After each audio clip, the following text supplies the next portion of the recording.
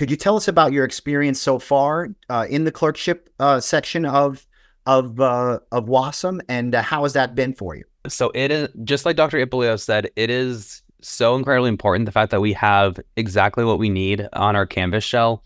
It shows all the cases that we're supposed to see. We have links to videos. We have links to different cases. And then we do case logs to reflect on patients that we've seen or doing complementary cases.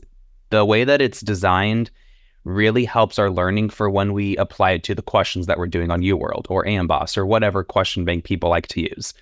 And I think that it just helps further reaffirm the things that we're learning. Like, I just finished my psychiatry rotation, and one of the things that we do is that we have lectures, and you see videos of people with specific mental illnesses, and you can see them in real time. Even if you don't see the patient in person, you get to see those videos, and then you can put the pieces together when it's describing it to you in a question. You're like, oh, I remember that, and I know that I talked to this doctor when we were in clinic, that this is how we treat it. And then you can apply that direct knowledge to exactly what you're doing. And I think that every part of the curriculum is set up in a way that, like Dr. Wales will always talk about, you have all of your tendrils going down, you're constantly making connections, and you're constantly getting reinforced with that information. And it also builds in your step one stuff too.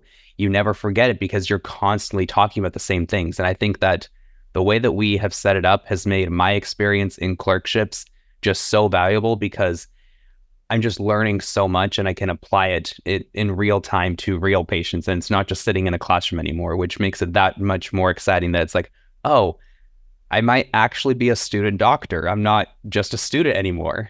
Everything that Matthew said and more.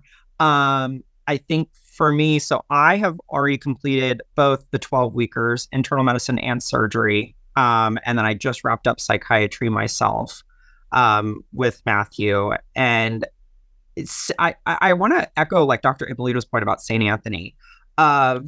We learn all this stuff like on the island, and a lot of the doctors will say like, this is a once in a lifetime, I've never seen this. This is a once in a lifetime diagnosis. You probably won't see it. And then you go to St. Anthony, and what do you mean I'm seeing that? Like, what do you mean this patient has, IgA vasculitis? Like, that's not like that's not supposed to be a thing. And yet we're seeing it.